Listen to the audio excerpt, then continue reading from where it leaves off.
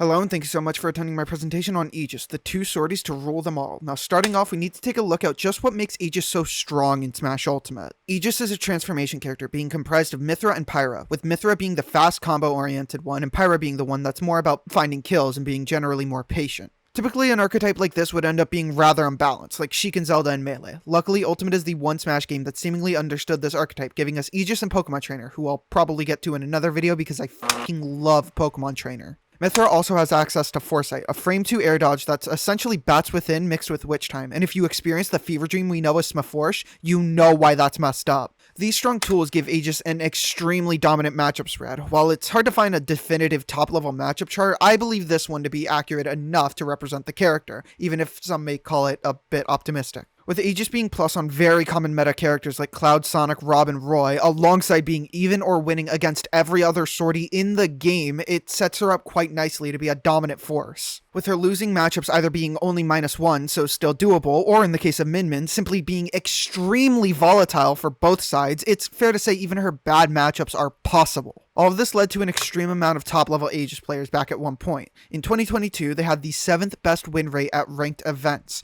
with top-level players from across the world from then until now. With huge names like MKLeo, Spargo, and Akola being all players who have contended for #1 in the world, Shuton being one of Ultimate's best players since its beginning, Cosmos, who's been fixed on playing good meta characters since the beginning, and Space from Europe being notable as the only notable EU rep of the character. This amount of play from the character led to 13 tournaments being won by the character. While we'll get to the accuracy of that in a bit, over the 2 years, the K-pop loving Mexico repping Sword Masters made up an overwhelming majority of wins for them, with Shuton and Cosmos also putting in their hours. But these wins have something big in common, and it's that Aegis is a phenomenal co-main. With MKLeo, Shuton, and Spargo being the, at the time, highest tiered reps for the character, it's quite telling to see that the character is not any of their most played. While this can be argued that other characters were played before the debut of Aegis, Shuton's graph was taken from just the past 6 months of competition, with MKLeo and Spargo's being listed as all-time due to reasons we'll get to later. I will also clarify that the only 2 majors that were won by solo Aegis were done by Cosmos and MKLeo. Now, how does this make other sorties irrelevant? Well, let's do a little bit of a thought experiment. I'm going to describe 2 characters from you. In this scenario, you're looking for a sword-wielding main, co-main, secondary in this harsh meta. On one end, you have an incredibly fast and strong character with loads of top representation for you to study off of. They beat Sonic, Game & Watch, and have Bats Within mixed with fucking Witch Time.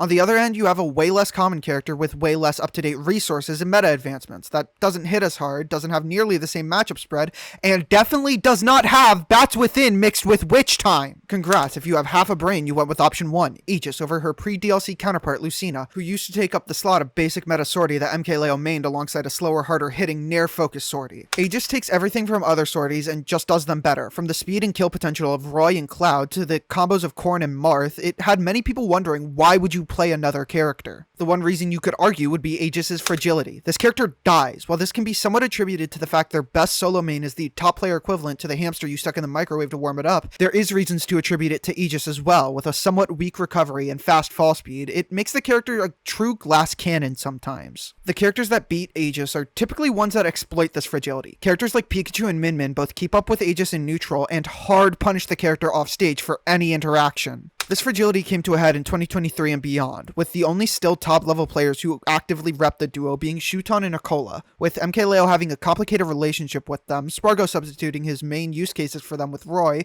and Cosmos fucking around with Inkling again for some reason. This led to a substantial decrease in tournament wins, with Aegis winning 4 tournaments from Akola and Spargo combined in the past year, and surprisingly enough out of the 2, Akola has been repping them more than Spargo now. And yet, with less top-level representation, Aegis made her way up from 7th in 2022 to 3rd in both 2024 placement percentages. But this time taught us that Aegis does not just outdo other sorties. Cloud has a more consistent Steve matchup as a trade-off for a less consistent Sonic one. Roy has the consistent Sonic matchup and a way more aggressive playstyle compared to Aegis's whiff-punishing defensive style. Lucina has a much less punishing disadvantage state. Corrin is a lot easier to control and keeps almost every single good relevant matchup that Aegis had, and in my eyes just kind of plays like a slightly faster Pyra. And Byleth is what if they made a heavy good.